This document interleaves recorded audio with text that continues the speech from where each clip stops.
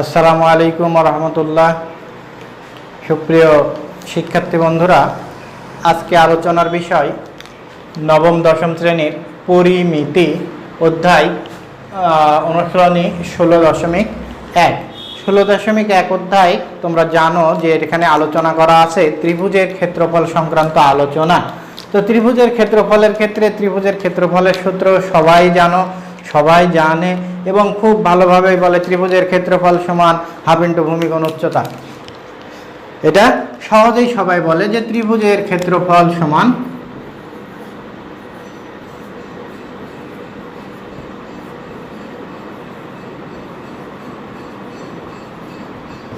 Half into ভূমিগুণ উচ্চতা।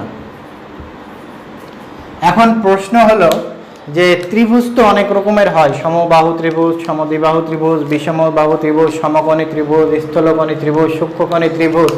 তাহলে প্রতি ত্রিভুজের ক্ষেত্রেই কি ত্রিভুজের ক্ষেত্রফল হাফ ইন্টু ভূমিগুণ উচ্চতা? এর উত্তরে আমি বলবো হ্যাঁ, প্রত্যেক ত্রিভুজের ক্ষেত্রেই হাফ ইন্টু ভূমিগুণ উচ্চতা। এই সূত্র দিয়ে প্রত্যেক ত্রিভুজকেই সমাধান করা যায়। প্রত্যেক ত্রিভুজের ক্ষেত্রফল নির্ণয়ের একটি কমন সূত্র, সাধারণ সূত্র হচ্ছে হাফ ইন্টু ভূমিগুণ উচ্চতা। কিন্তু প্রবলেম বা সমস্যা এখানে নয়, সমস্যা হয় তখনই যখনই এই হাফ ইন্টু ভূমিগুণ উচ্চতা, হাফ তো বুঝি অর্ধেক বা 1/2, কিন্তু ভূমি আর উচ্চতার মধ্যে যে কোনো একটা দেওয়া আছে, একটি দেওয়া নাই, অথবা দুইটি তথ্যই দেওয়া নাই, তখন এই সূত্র দিয়ে আমরা কিভাবে নির্ণয় করব? তখনই আমাদের একটু সমস্যার সৃষ্টি হয়। এই সমস্যা থেকে উত্তরণের জন্য আমরা মোট 5টি সূত্র শিখব। এই সূত্রটি বাদেও আমরা 5টি সূত্র শিখব ত্রিভুজের ক্ষেত্রফল নির্ণয় করার জন্য। এই 5টি সূত্র দিয়ে ত্রিভুজের ক্ষেত্রফল নির্ণয় করা সম্ভব। তারপরেও আমি বলে দিচ্ছি, যেহেতু আমরা সৃজনশীল প্রশ্ন সলভ করি, এই জন্য বলে দিচ্ছি যদি ভূমি আর উচ্চতা দেওয়া থাকে তাহলে সেটা যে প্রকারেরই ত্রিভুজ হোক না কেন আমরা এই সূত্র প্রয়োগ করব। নাম্বার 1 আসি সমকোণী ত্রিভুজের ক্ষেত্রে। সমকোণী ত্রিভুজের ক্ষেত্রে এটি হচ্ছে সূত্র। সমকোণী ত্রিভুজের ক্ষেত্রে এটি সূত্র। সকল ত্রিভুজের ক্ষেত্রে যেটি কমন সূত্র, সমকোণী ত্রিভুজের ক্ষেত্রে সেটি অরিজিনাল সূত্র, হাফ ইন্টু ভূমিগুণ উচ্চতা।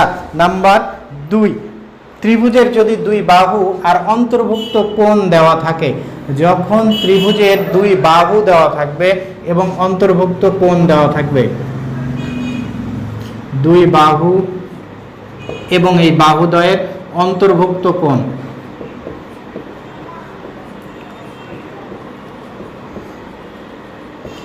যখন দুই বাহু এবং এই দুই বাহুদ্বয়ের অন্তর্ভুক্ত কোণ দেওয়া থাকবে, সেটা যেই ত্রিভুজই হোক না কেন, তখন আমাদের সূত্র প্রয়োগ করতে হবে এটার মতোই। আমরা সেই সূত্রটাকে লিখি half A B sine theta. Half A B sine theta সূত্রটাকে লিখি আমরা half A B sine theta.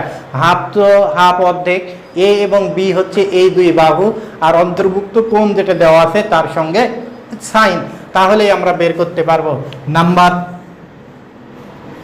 3, যখন কোনো ত্রিভুজের তিনটি বাহুই দেওয়া থাকে, যদি সেটা সমকোণী ত্রিভুজ হয় তাহলে ভূমি আর উচ্চতা দিয়ে তো এটা বের করতে পারবো, কিন্তু তিনটি বাহু দেওয়া আছে এবং সেটি সমকোণী ত্রিভুজ নয়, মানে উচ্চতা নাই। যেমন আমি যদি এরকম একটা ত্রিভুজ কল্পনা করি যার এই 3 বাহু দেওয়া আছে, উচ্চতা তো নয়, উচ্চতা হলো এইটি। তাহলে যেহেতু উচ্চতা দেওয়া নাই, 3 বাহু দেওয়া আছে, এরকম যদি হয় তাহলে সেক্ষেত্রে আমাদের সূত্র হচ্ছে 3 বাহু দেওয়া থাকলে,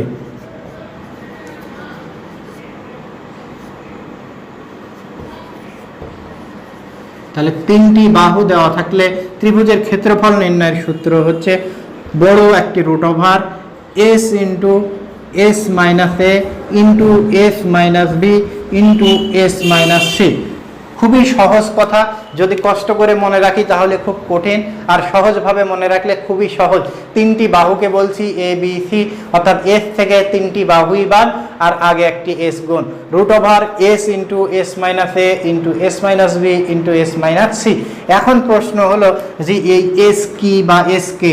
এস হচ্ছে 3টি বাহুর যোগফল, এস হচ্ছে টোয়াইস এস হচ্ছে 3টি বাহুর যোগফল, তিনটি বাহুর যোগফল। তাহলে এই তিনটি বাহুর যোগফল এটাকে বলা হয় পরিসীমা। পরিসীমাকে দুইটি জিনিস দিয়ে প্রকাশ করা হয়, একটি পি দিয়ে, অনেক সময় এমসিকিউ পরীক্ষায় আসে যে পরিসীমাকে কোনটি দিয়ে প্রকাশ করা হয়, অথবা সম্পাদ্য সমাধান করার সময় আমরা পরিসীমার ক্ষেত্রে সাধারণত লিখে থাকি যে পরিসীমা পি দেওয়া আছে, এই জন্য পরিসীমাকে পি দিয়েও প্রকাশ করা হয়, পরিসীমাকে 2s দিয়েও প্রকাশ করা হয়। যেহেতু এখানে এস এসেছে এই জন্য আমরা এই ক্ষেত্রে প্রকাশ করব 2s দ্বারা। তাহলে 2s সমান হচ্ছে যেই তিন বাহু দেওয়া থাকবে 1 2 3, ত্রিভুজের তিনটি বাহু হয়, বাহু তিনটির যোগফল। আসলে পরিসীমা মানে হচ্ছে পুরা সীমানা, পরিসীমা মানে পুরা সীমানা, পুরা সীমানা মানে তিনটি বাহুর যোগফল, তাহলে এ বি সি। কিন্তু এখানে তো আসলে 2s এর মান নয়, বরং s এর মান বসবে, এই জন্য এই 2টা এই পারে গুণ ছিল, এই পারে এসে ভাগ হবে। এই মানটা বের করে নিয়ে, তিনটি বাহুর যোগফল বের করে নিয়ে এখানে s এর 2 দিয়ে ভাগ করে s এর মানটি আমরা বসিয়ে দেব। তাহলে হবে s এর মান এই 4 জায়গায় আমরা বসিয়ে দেব, এ বি সির মান দেওয়া আছে, তাহলে আমরা ত্রিভুজটি সমাধান করতে পারবো। এরপরে আসো, যদি ত্রিভুজটি সমদ্বিবাহু ত্রিভুজ হয় বা সমবাহু ত্রিভুজ হয় তাহলে কি হবে? ত্রিভুজটি যদি সমদ্বিবাহু ত্রিভুজ হয়, নাম্বার 4, যে ত্রিভুজটি সমদ্বিবাহু ত্রিভুজ, অর্থাৎ যেই ত্রিভুজের দুই বাহু সমান এরকম একটি ত্রিভুজ যদি দেয়, যেমন এই বাহু আর এই বাহু সমান, সমদ্বিবাহু ত্রিভুজ, দুইটা বাহু সমান। যদি আমরা এই বাহুকে এ ধরলাম সমান দুই বাহুকে, আর যেটি সমান নয় সেটিকে ধরলাম বি, তাহলে এটার ক্ষেত্রে কি হবে? তাহলে সমদ্বিবাহু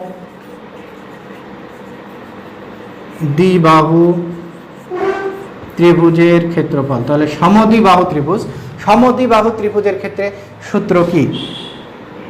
বি ভাগ 4 √4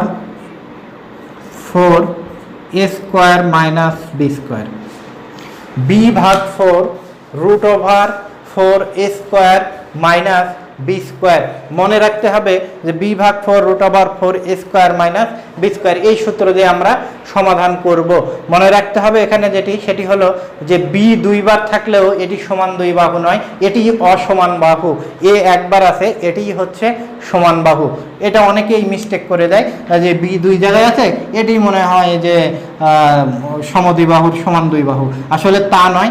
এ হচ্ছে সমান বাহু ও যদিও সূত্রে একবার ব্যবহার হয়, তাহলে বি ভাগ 4 √4 a square minus B square. এই ত্রিভুজের ক্ষেত্রে যদি লম্ব দেওয়া থাকতো তাহলে কিন্তু আমরা 1 নম্বর সূত্রই ব্যবহার করতাম, এত কঠিন সূত্রে যেতাম না। এবার আসি সমবাহু সূত্রের ক্ষেত্রে, সমবাহু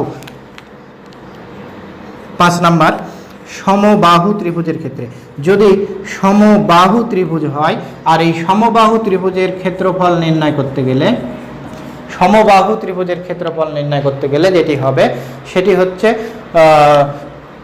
√3 ভাগ 4 a স্কোয়ার। আমরা বলি √3 ভাগ 4 a স্কোয়ার।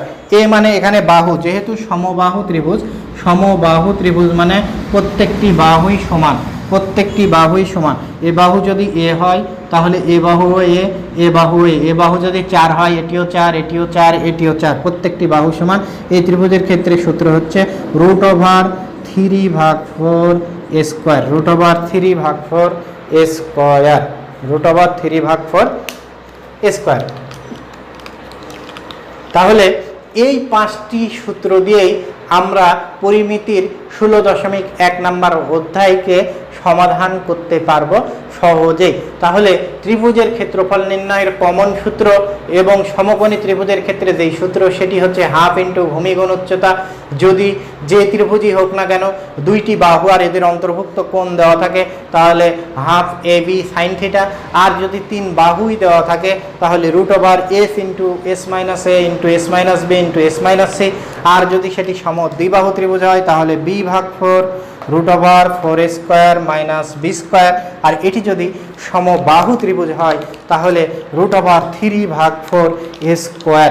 এই সূত্র কয়েকটি খাতায় সুন্দরভাবে উঠিয়ে নিতে হবে, তাহলেই এই অধ্যায়কে আমরা সমাধান করতে পারবো ইনশাআল্লাহ। এই অধ্যায় সমাধান করতে পারবো। আমরা এবার অনুশীলনের আলোচনায় আসি। 1 নম্বর প্রশ্ন, তাহলে 1 নম্বর প্রশ্ন হচ্ছে আমাদের যে একটি সমকোণী ত্রিভুজের অতিভুজ 25 মিটার, এর একটি বাহু অপর বাহুর 4/3 অংশ হলে বাহু দুইটির দৈর্ঘ্য নির্ণয় করো। তাহলে প্রশ্ন সমাধান করতে গেলে বা সমস্যা সমাধান করতে গেলে আগে সমস্যাটিকে আমাদের বুঝে নিতে হবে। প্রথমে বলেছে যে একটা সমকোণী ত্রিভুজ রয়েছে, এরপরে বলেছে সমকোণী ত্রিভুজের অতিভুজ 25 মিটার, এরপরে বলেছে এর একটি বাহু অপর বাহুর 4/3 অংশ, অর্থাৎ দুইটি বাহুর কোনোটি দেওয়া নেই, বরং বলে দেওয়া আছে একটি অপরটি। তাহলে আমাদের যে কোনো একটিকে ধরে নিতে হবে। যদি আমরা একটিকে ধরে নিই তাহলে কি করব, আমরা ধরে নিই, ধরি একটি বাহু, ধরি একটি বাহু 4x মিটার। যেহেতু প্রশ্নে মিটার দেওয়া আছে এই জন্য আমরা মিটার লিখলাম। এখন প্রশ্ন হলো যে সাধারণত অনেকেই ক, খ, এক্স, ওয়াই, জেড এগুলা ধরে, আমি কেন 4x ধরলাম? কারণ হলো যে এখানে যে ভগ্নাংশটিকে আমরা লক্ষ্য করছি যে একটি বাহু অপরটির 4/3 অংশ, নিচে 4 রয়েছে, হরে 4 রয়েছে, যেহেতু হরে 4 আছে এই জন্য আমরা 4x ধরে নিয়েছি। এটার সুবিধা হলো এটা ধরলে আমাদের ভগ্নাংশ অংশটা থাকবে না। তাহলে একটি বাহু 4x মিটার, অতএব অপর বাহু,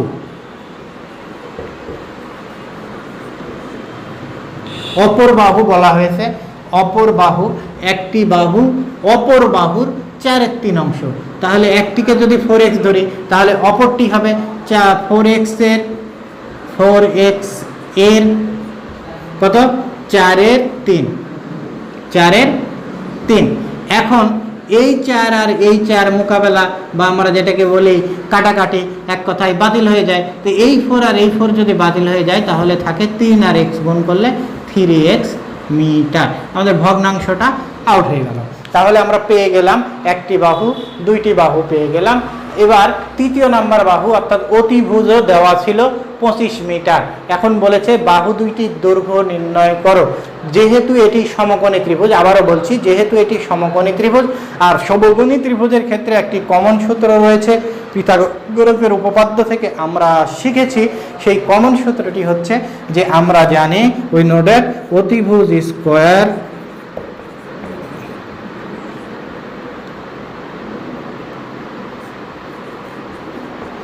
অতিভুজ স্কয়ার সমান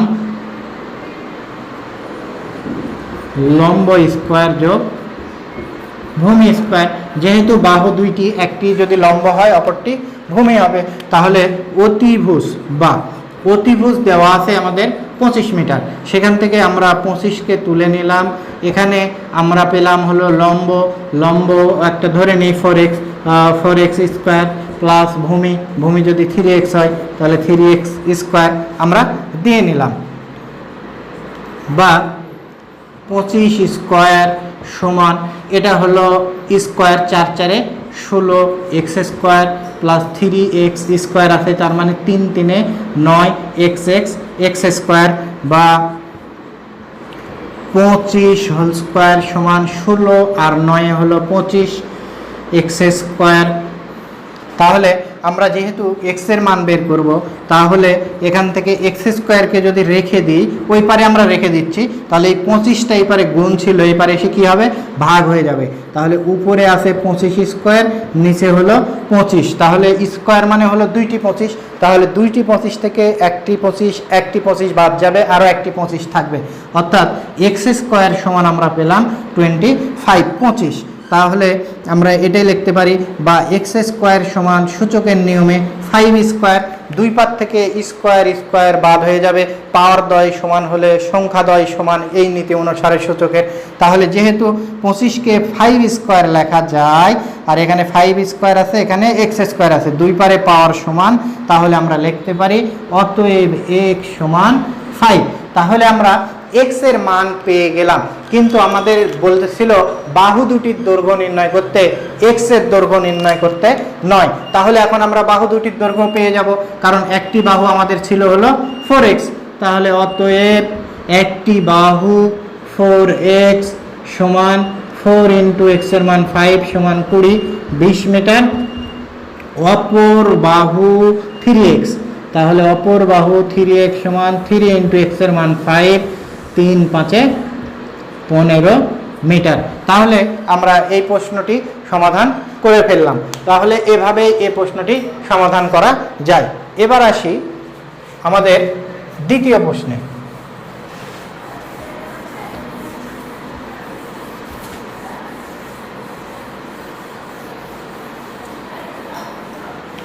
দ্বিতীয় প্রশ্নে বলা হয়েছে 20 মিটার লম্বা একটি মই দেওয়ালের সাথে খাড়াভাবে আছে। চিত্রের প্রয়োজন নেই প্রশ্নটিতে, আমরা বুঝার ক্ষেত্রে চিত্র অঙ্কন করছি। চিত্র যদি কেউ অঙ্কন না করতে চায় তাতেও কোনো আপত্তি নেই। এখানে একটি দেওয়াল আছে, এই দেওয়ালের সাথে খাড়াভাবে একটি মই আছে। তাহলে এই যে দেওয়ালের সাথে খাড়াভাবে মই আছে, এই মইটা হচ্ছে 20 মিটার। তাহলে মইয়ের দৈর্ঘ্য আমরা দিয়ে দিলাম যে এই গোটা যে দৈর্ঘ্যটা আছে এই দৈর্ঘ্য হচ্ছে 20 মিটার। এরপরে বলেছে মইটির গোড়া দেওয়াল থেকে কত দূর সরালে উপরের প্রান্ত 4 মিটার নিচে নামবে। তাহলে মইটির গোড়া দেওয়াল থেকে কিছু দূর সরাতে হবে যাতে এখান থেকে 4 মিটার মই নিচে নেমে চলে আসে। আমরা ধরে নিলাম 4 মিটার, এখান থেকে মইটিকে আমরা সরিয়ে লাগিয়ে দিলাম, এখানে মাটিতে স্পর্শ করলো। তাহলে এই মইটা ছিল যে 20 মিটার মই, 20 মিটার মইটি 20 মিটারই আছে, এটা চলে আসলো এখানে। তাহলে 20 মিটার মইকে আমরা এখানে নিয়ে চলে আসলাম। আর এখানে যে দেওয়ালের উচ্চতা ছিল, যেহেতু দেওয়াল আর মই লাগানো ছিল, দেওয়ালের উচ্চতাও 20 মিটার ছিল, যেহেতু মইয়ের উচ্চতা দেওয়া ছিল 20 মিটার। এখন 4 মিটার নিচে নামলো, যেহেতু 4 মিটার নিচে নেমেছে, এই দেওয়ালের দৈর্ঘ্য এবার হয়ে গেছে 16 মিটার। 16 মিটার। আমি বোঝানোর ক্ষেত্রে এরকম একটা চিত্র অঙ্কন করেছি। আসলে চিত্র অঙ্কন করলেও এরকম জটিল চিত্র অঙ্কনের প্রয়োজন নেই। আসলে এরকম একটি চিত্র অঙ্কন করে এখান থেকে আমরা 4 মিটার ধরে নিলাম, এখানে এটা হলো 20 মিটার মই, একে 4 মিটার আমরা নিচে নামিয়েছি, আর এটা থাকলো 16 মিটার। এটুকু লিখলেই আমাদের হয়ে গেল। কেউ যদি চিত্র আঁকাতে চায় তাহলে এটুকু বর্ণনা দিলেই যথেষ্ট হবে, মই আঁকানোর প্রয়োজন হবে না। এখন আমরা দেখতে পাচ্ছি দেওয়ালের সাথে বলেছিল দেওয়ালের সাথে খাড়াভাবে আছে, তার মানে বোঝা যাচ্ছে দেওয়ালটি একটি লম্ব বা একটি খাড়া স্তম্ভ, সোজা। সোজা মানে এখানে অবশ্যই এই দেওয়ালই বলি বা এই চিত্রেই বলি, এই দেওয়ালটি এখানে 90 ডিগ্রি কোণ করে দাঁড়িয়ে আছে। যেহেতু 90 ডিগ্রি কোণ করে দাঁড়িয়ে আছে, অর্থাৎ এটিও একটি সমকোণী ত্রিভুজ, যদিও সমকোণী বলা নেই। তাহলে সমকোণী ত্রিভুজের ক্ষেত্রে এখানে আমরা দুইটি তথ্য পেয়েছি। এক নম্বর তথ্য হলো এই তথ্য দেওয়া আছে, দ্বিতীয় নম্বর তথ্য এই তথ্য দেওয়া আছে। দুইটি তথ্যের বিশ্লেষণ করি কোনটি কি। এটি যেহেতু সমকোণ, সমকোণের বিপরীতে যেটি থাকে সেটিকে বলা হয় অতিভুজ। যেহেতু এটিকে অতিভুজ বলা হয়, অতএব এই 20 মিটার এটি হচ্ছে অতিভুজ, এখানে আমাদের কোনো আপত্তি নেই। এখন এটি যদি বলি আমরা লম্ব, তাহলে এটি ভূমি, আর এটি যদি ভূমি হয় তাহলে এটি লম্ব, আর এটি যদি ভূমি হয় তাহলে এটি লম্ব। এখন ভূমি আর লম্ব নিয়ে আমাদের কোনো আপত্তি নেই, যেহেতু এখানে কোনো কোণ দেওয়া নেই, যে কোনোটাকে যে কোনো কিছু আমরা ধরে নিতে পারি। এখন সহজ সূত্র দিয়ে এই প্রশ্নটি আমরা সমাধান করতে পারি, যেই সূত্র আমরা আগের প্রশ্নেও ব্যবহার করেছি।